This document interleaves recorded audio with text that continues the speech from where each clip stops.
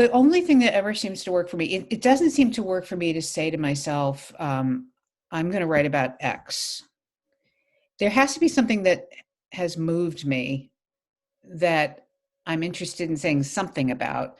But so much of it is just not planned. And what the thing that works for me is, and this is what I've been doing lately, is like sit down every day with my guitar, with a mandolin, or whatever it is, and just, I heard a quote by Jason Isbell recently. He was saying, all I had to do, it was some great song he wrote, all I had to do was make myself sit in that chair long enough for it to happen. And that's what it's like. It's like, sit there long enough, and eventually, maybe not today, maybe not tomorrow, but maybe next week, something occurs to me, some connection, some line, some image, and it happens. And sometimes it happens really fast, and sometimes it happens over months. And there's no rhyme or reason. And I wish it would happen faster, but it doesn't.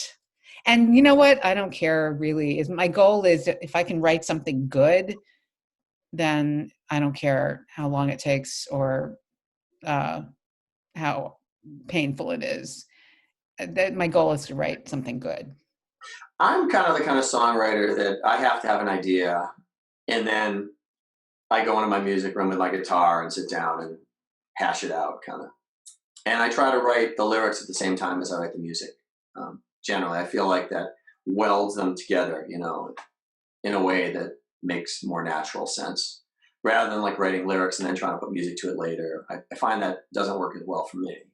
I have a writing partner who is my partner in life, which is very convenient. And he's the type of person that, I should say, his name is Rob Hodgman, and he actually works at Blue Mountain Guitar. He builds guitars and restores beautiful old guitars, and also has this like incredible gift of just like being a channel for music. Like he picks up his guitar and it sounds like a song that has already been composed, and I'm constantly in awe of how he can just like do it so easily. For me, I kind of toil most of the time, getting everything right.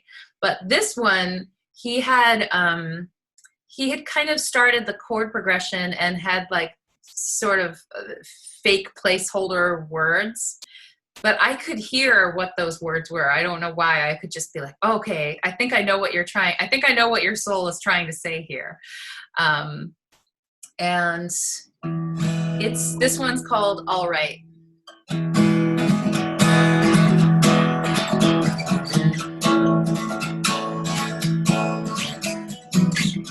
I don't need your advice when all you wanna do is fight.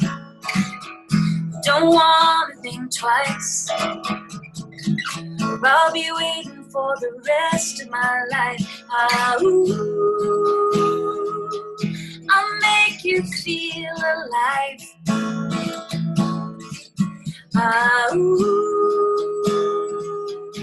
I'll make you feel alright. Bound to wreck it, like I said. Leave me with the pain in my chest, bullet in my head, the weight of your stare when you're down. I'll make you feel alive.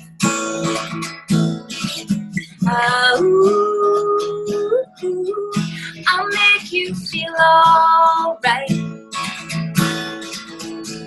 You can wanna let it go. I just hope you'll always know I've never been higher. Running through these crazy dreams, always tearing at the seams, and I'm on fire. I'll make you feel alive.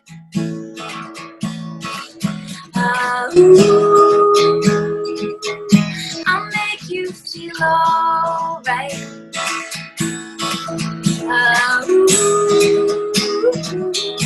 I'll make you feel alive.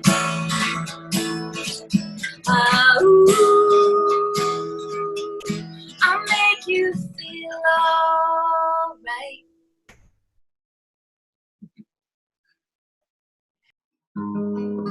There's one song on the record that I just really, it's like a personal favorite of mine. It's called The Spark.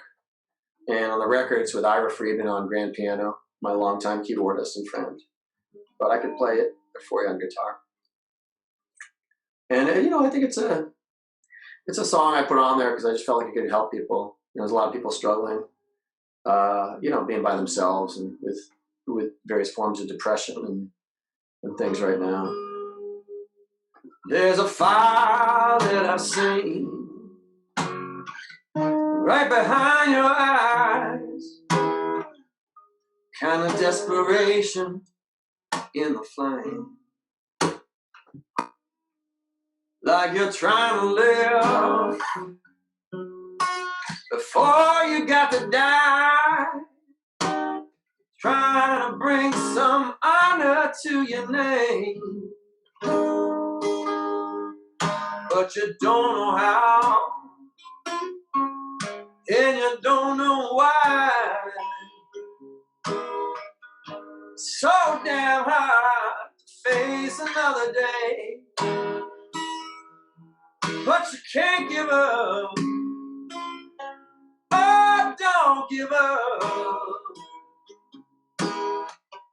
I wanna reach out and say that fire that you feel, it may flicker, you may wander in the dark, the hands of time move quicker, but don't forget,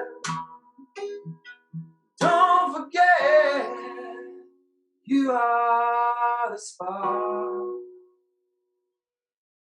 There are seas of sadness swallow us whole, hills and valleys block our way. There are caves of loneliness beyond our control, roads with tolls too high to pay. Oh, but when the sun is sinking and you find yourself alone,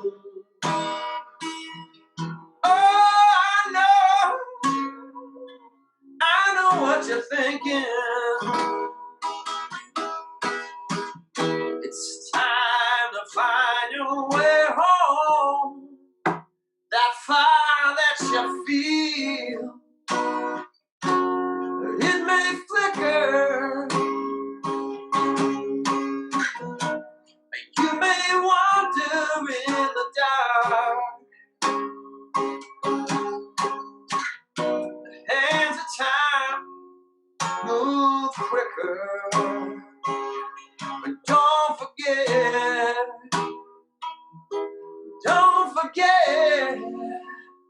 you are the spark.